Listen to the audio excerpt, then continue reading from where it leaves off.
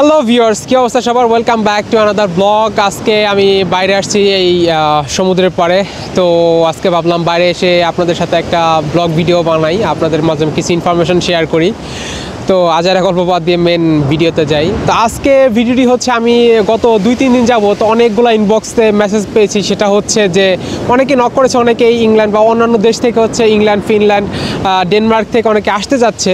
তো তারা আসলে প্রসেসটাই জানে না আসলে যে কী, মানে প্রসেসটা আসলে কীভাবে শুরু করতে হবে। স্পেনের আসার পরেই প্রসেসটা আসলে কী, মানে ইমিডিয়েট প্রসেসটা আসলে কি, এমপ্লয়মেন্টও কী, বা রেড ক্রসে কীভাবে করে, বা হাউস কন্ট্রাক্ট কীভাবে করে, হাউস কন্ট্রাক্ট নেওয়ার পরে স্টেপগুলোকে, ইনিশিয়াল যে স্টেপগুলো আছে সেটাই অনেকে হচ্ছে জানে না।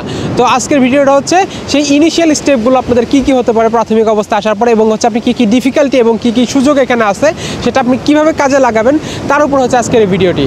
তো let's get in the main videos. তো ফার্স্ট অফ অল আপনাকে হচ্ছে একটি এমপাদ্রমিento বা হাউস কন্ট্রাক্ট আপনাকে ম্যানেজ করতে হবে। সেটা হচ্ছে আপনি কোনো জায়গা থেকে কোনো এজেন্সির মাধ্যমে ম্যানেজ করতে পারেন, অথবা হচ্ছে কোনো পরিচিত কারো দ্বারাও আপনি ম্যানেজ করতে পারেন, অথবা হচ্ছে এখানে আপনি আসার পর একটা সাবলেটে থেকে তারপরেও আপনি এটা ম্যানেজ করতে পারেন। বিষয়টা হচ্ছে আপনাকে একটা হাউস কন্ট্রাক্ট, যে আপনি যে বাসাটাতে আসছেন সেরকম একটা কন্ট্রাক্ট আপনাকে ম্যানেজ করতে হবে। তো তার জন্য হচ্ছে আপনি প্রাথমিক অবস্থায় যেহেতু অন্যান্য কান্ট্রিতে থাকেন, আপনি ওখান থেকে সরাসরি এখানে এসে ম্যানেজ করতে পারবেন না, যেহেতু আপনার ডকুমেন্টস, প্রপার ডকুমেন্টস নেই, আপনাকে এজেন্সি প্রাথমিক অবস্থায় দিবে না। আর আপনার পরিচিত লোক না থাকলে, খুবই ক্লোজ লোক না থাকলে এটা ম্যানেজ করাটা একটু টাফ। তারপরে তার জন্য বেস্ট ওয়ে হচ্ছে আপনি এখানে আসুন, আসার পরে হচ্ছে যে কোনো একটা সাবলেট বাসায় বা যে কোনো একটা সিট আপনি ভাড়া নেন, নিয়ে সেখানে আগে উঠুন। ওঠার পরে হচ্ছে আপনি নেক্সট স্টেপে যান। অনেকে বলে যে এখানে হচ্ছে সিটের খুব ক্রাইসিস, হাউসের খুব ক্রাইসিস।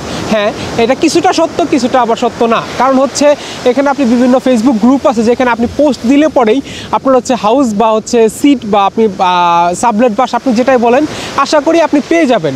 সেক্ষেত্রে কোনো প্রকার সমস্যা হবে না, একটু লেট হইলেও আপনি পেয়ে যাবেন। তো মেন কথা হচ্ছে আপনি আগে আসুন, আসার পরে তারপরের প্রসেসগুলো আপনি নিজে বুঝতে পারবেন। এই এমপাদ্রমিento কীভাবে করতে হয়, কোথা থেকে করতে হয়।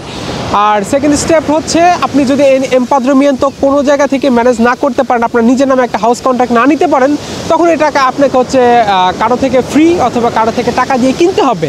এখানে যেহেতু এটা এখন বর্তমানে কী বলবো, এটা এখন ব্যবসা হয়ে গেছে, তো আপনাকে যেহেতু এটা সিস্টেমই হয়ে গেছে এরকম, এটা আপনাকে এখন টাকা দিয়ে কিনে নিতে হবে। আমার দেখা অনেকেই ফ্রিতে পাইছে, যারা বাসায় উঠছে 6 মাসের জন্য, 1 বছরের জন্য, অনেকেই ফ্রিতে পাইছে আমার দেখা মতে।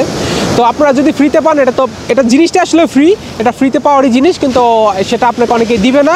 যার জন্য আপনি ইনিশিয়াল স্টেজে এসে আপনি একদিনও টাইম ওয়েস্ট না করে আপনি টাকা দিয়ে কিনে এটা শুরু করতে পারেন। আর সেকেন্ড যে বিষয়টা নিয়ে কথা বলবো সেটা হচ্ছে রেড ক্রিসেন্টে আপনারা কীভাবে করবেন। তো রেড ক্রিসেন্টের বিষয়টা হলো, রেড ক্রিসেন্ট আপনারা ফ্রিতে এমপাদ্রমিento করতে পারবেন রেড ক্রিসেন্টের আন্ডারে। সেই জন্য আপনাকে কোনো প্রকার পেমেন্ট করতে হবে না। কিন্তু বর্তমান যে সিচুয়েশনটা চলছে, রেড ক্রিসেন্টের প্রায় 3 থেকে 4 মাস, ক্ষেত্রেও বিশেষ 6 মাসের সময় লেগে যায়। তো সেই ক্ষেত্রে আমার সাজেশন থাকবে, আপনারা আসার পর হচ্ছে একটা যেভাবে হোক, আপনারা কিনে হোক ফ্রিতে হোক, আপনারা স্টার্ট করে দেন। স্টার্ট করে দিলে আপনার ডেটা কাউন্টটা শুরু হবে। তো ডেটা কাউন্টটা শুরু হয়ে গেলে তারপর হচ্ছে আপনি রেড ক্রিসেন্টে গিয়ে একটা অ্যাপয়েন্টমেন্ট নিয়ে, অথবা হচ্ছে আপনি যদি বার্সেলোনা সেন্টারেও যান, সেখানে অ্যাপয়েন্টমেন্ট ছাড়াও হচ্ছে আপনি যেতে পারবেন। কিন্তু হচ্ছে নর্মালি ছোটো ছোটো এলাকা ভিত্তিক যদি আপনি যান, সেক্ষেত্রে হচ্ছে আপনাকে অ্যাপয়েন্টমেন্ট নিয়ে যেতে হবে। তো অ্যাপয়েন্টমেন্ট নিয়ে আপনি যখন রেড ক্রিসেন্টের অফিসে যাবেন, যাওয়ার পরে আপনি সেখান থেকেই হচ্ছে এমপাদ্রমিento একটা করতে পারবেন। কিন্তু হচ্ছে আপনি যেদিন থেকে শুরু করছেন, আপনার টোটাল 2 বছর কাউন্টটা সেখান থেকে শুরু হবে। তার জন্য আমার সাজেশনটা হচ্ছে আপনি যে কোনো একটা আগে শুরু করুন। শুরু করার পরে তারপর হচ্ছে রেড ক্রিসেন্টে আপনি আপনার ফাইল সাবমিট করে আসুন। 3 থেকে 4 মাস বা 6 মাস যাই লাগুক, তারপর হচ্ছে আপনার কোনো সমস্যা নেই। আপনার তো ডে কাউন্ট অলরেডি শুরু হয়েই গেছে। আর রেড ক্রিসেন্টে করলে কোনো প্রকার পেমেন্ট আপনাকে করতে হবে না। এটা হচ্ছে সবচাইতে বড় অ্যাডভান্টেজ এখানকার এমপাদ্রমিentoর। নেক্সট আরেকটি যে বিষয় নিয়ে কথা বলবো, অনেকের এই বিষয়টা নিয়ে কনফিউজ থাকে, হচ্ছে অনেকে আমি ইনবক্স করেছিল তার জন্য। কারণ হচ্ছে অনেকে এটা বিষয়টা জানেই না যে কমপ্লিটলি এটা মানে বিষয়টা কি।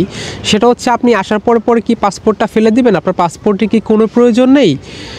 কিন্তু এই মিসকনসেপশনটা অনেক দেশে আছে। সেটা হচ্ছে অনেকেই ফ্রান্স বা হচ্ছে অন্যান্য দেশে এই কাজগুলো করে থাকে, এখানে আসার পর পাসপোর্টটা ফেলে দেয়। কিন্তু আপনি ভুলেও এই কাজটা করতে যাবেন না। আপনার পাসপোর্টটা হচ্ছে আপনার এখানকার সবচেয়ে ইম্পর্ট্যান্ট ডকুমেন্টস।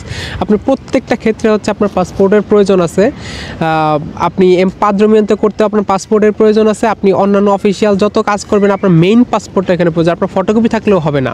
আপনি পাসপোর্টটা আপনার সর্বদাই হচ্ছে আপনার সাথে রাখবেন। ইভেন হচ্ছে আপনার একদম কার্ড হবে, কার্ড যখনও পাবেন তখন আপনার পাসপোর্টটা আপনার সাথে রাখবেন।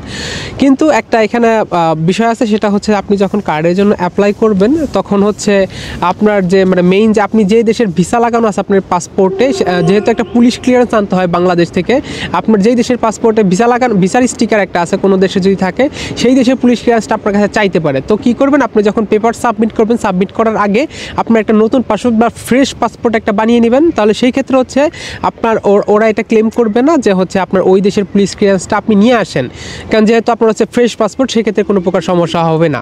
এই হলো পাসপোর্ট সম্পর্কে একটা মিথ। আপনার পাসপোর্টটা সবসময় সাথে রাখবেন এবং চেষ্টা করবেন উইথিন 6 মান্থ বা 1 ইয়ারের মধ্যে আপনার পাসপোর্টটা নতুন করে একটা বানিয়ে নেওয়ার জন্য। এটা হচ্ছে আপনার জন্য একটা সেফ জোন হবে। আরেকটা যে বিষয় নিয়ে আমি কথা বলতে চাই, সেটা হচ্ছে অনেকে আমাকে টেক্সট করেছিলেন বা হচ্ছে কমেন্টসও করেছিলেন, সেটা হচ্ছে যে আমি স্পেনে এসে পেপারস করতে চাই, কিন্তু হচ্ছে আমি কাজ করবো অন্য দেশে, বা হচ্ছে আমার অন্য দেশের ভ্যালিড ভিসা আছে, আমি সেখানে গিয়ে কাজ করতে চাই 2 বছর, তারপর হচ্ছে স্পেনে আমি শুধু এমপাদ্রমেন্টটা তৈরি করে আমি চলে যেতে চাই। বিষয়টা কি কতটুকু যৌক্তিকতা, বা হচ্ছে এটা কি আদতে কাজ করবে কিনা? কিন্তু বিষয়টা হচ্ছে আপনারা করতে পারবেন, সেক্ষেত্রে কোনো প্রকার সমস্যা নাই। কিন্তু রিসেন্টলি যে একটা সিস্টেম চালু হওয়ার কথা ছিল, EES এন্ট্রি এক্সিট সিস্টেম, সেটা যদি চালু হয়ে যায় তাহলে হচ্ছে আপনাদের জন্য খুব একটা মানে আপনি বিপদে পড়তে পারেন। কারণ হচ্ছে EESটা যখন চালু হবে, আপনি যতবার এন্ট্রি করবেন, যতবার এক্সিট করবেন, আপনার ফিঙ্গারপ্রিন্টটা ওইখানে থেকে যাবে। যদিও এটা এখনও কমপ্লিটলি চালু হয় নাই, তবে এটা অচিরেই চালু হয়ে যাবে। তো সেই ক্ষেত্রে আপনারা একটা বিপদের সম্মুখীন হতে পারেন এই EESটা যখন চালু হবে। তো আমার সাজেশন থাকবে, আপনারা অন্যান্য দেশে কাজ করার চেয়ে আপনারা চেষ্টা করুন স্পেনে আসলে একটু কষ্ট, বর্তমানে খুবই ক্রাইসিস, মানে কাজের ক্রাইসিস, কিন্তু আমি এমন কাউকে দেখি না যে হচ্ছে কাজ না পেয়ে বসে থাকছে। আপনারা আসেন, কাজটা শিখেন এবং 6 থেকে 1 বছরের ভিতরে ভাষাটা শিখে ফেলেন। 1 বছরের ভিতরে ভাষাটা শিখে ফেললে আপনারা যখন কার্ড পাবেন তখন হচ্ছে আপনাদের এই কাজের ক্ষেত্রে খুব একটা হেল্পফুল হবে বিষয়টা। কারণ ভাষাটা স্পেনে এতটাই বড় একটা ফ্যাক্টর। আপনারা যখন কার্ড পাবেন তখন হচ্ছে আপনাদের একটা ছোট ইন্টারভিউ নেবে, কার্ড দেওয়ার আগে আপনাদের একটা ইন্টারভিউয়ের মতো হয়, সেখানে আপনাকে পাস করতে হবে। এবং হচ্ছে আপনি যখন কার্ড করবেন, আপনি চিন্তা করবেন না যে আমি অন্য দেশে থেকে কাজ করলাম, 2 বছর কাজ করার পর আমি এখানে সামহাও আমি একটা ম্যানেজ করে টুকটাক আমি একটা কার্ডটা পেয়ে গেলাম, কিন্তু কার্ড পাওয়ার পর আপনার কী হবে? কার্ড পাওয়ার পর আপনি জব পাবেন না, কারণ হচ্ছে আপনি স্প্যানিশ ভাষা জানেন না, আপনি একটা ভালো স্যালারির জব পাবেন না, অফার করবে না, কারণ হচ্ছে আপনি স্প্যানিশ ভাষা জানেন না। তো আমার সাজেশনটা এখানে থাকবে, আপনারা কষ্ট করে হলেও 2 বছর শুধুমাত্র স্পেনে থাকুন, স্পেনের ভাষাটা বুঝুন, স্পেনের কালচারটা বুঝুন, স্পেনের সিচুয়েশনটা আপনি বুঝতে পারবেন। 2 বছর পরে আপনার জন্য কাজের দরজাটা সবসময় বেশি পরিমাণে ওপেন থাকবে। অন্যান্য যারা অন্য দেশ থেকে কাজ করে 2 বছর শুধুমাত্র কার্ড নিয়ে এখানে বসে থাকবেন। হ্যাঁ, কার্ড থাকলে আপনি 14-15 ইউরোর একটা জব পাবেন, কিন্তু সেটা আপনার জন্য মানে কি বলবো, মানে সেটা আপনার মন মতো নাও হতে পারে। তবে যদি আপনি 2 বছর থেকে আপনি ভাষাটা শিখতে পারেন, আপনি খুব ভালো অ্যামাউন্টের এবং হচ্ছে ভালো একটা পরিবেশে আপনি একটা জব করতে পারবেন। এটা হচ্ছে আমার সাজেশন। তো ওভারঅল চিন্তা করতে গেলে আপনারা হচ্ছে অন্য দেশ থেকে কাজ না করে স্পেনে থাকুন 2 বছর, একটু কষ্ট করে হলো ধৈর্য ধরে থাকুন, ধৈর্যের ফল সবসময় সুমিষ্ট হয়। এবং 2 বছর থেকে আপনার কার্ডটা করুন এবং হচ্ছে আপনার লাইফটাকে সেটেল করুন। এই ছিল হচ্ছে আজকের ব্লগ ভিডিও। এই আপনাদের এই 2-3টা ইনফরমেশন আপনাদের সাথে শেয়ার করলাম, কারণ অনেকে এই বিষয়টা সম্পর্কে অনেক বেশি কনফিউজ ছিল। আমাকে প্রায় 4-5 জন এই বিষয় সম্পর্কে টেক্সট করেছিল যে হচ্ছে কীভাবে কী করা যায়। তো ওভারঅল সবার উদ্দেশ্যে ভিডিওটা তো আমি তৈরি করে দিলাম, যাতে পরবর্তীতে আর কারো যদি কনফিউশন থাকে আমি বলতে পারবো যে হচ্ছে আমার এই ভিডিওতে ইনফরমেশন দেওয়া আছে, আপনি সেখান থেকে গিয়ে দেখে নিন।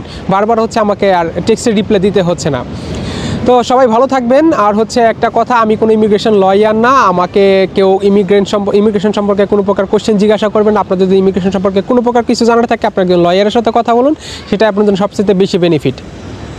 তো সবাই ভালো থাকবেন, দেখা হবে নেক্সট কোনো ভিডিওতে। আজকে আর চ্যানেলটাকে লাইক এবং সাবস্ক্রাইব করে যদি ভিডিওটা ভালো লাগে সবার মাধ্যমে শেয়ার করে দিন। আর দেখা হবে অন্য কোনো ভিডিওতে। সে পর্যন্ত টাটা, স্টে টিউনড।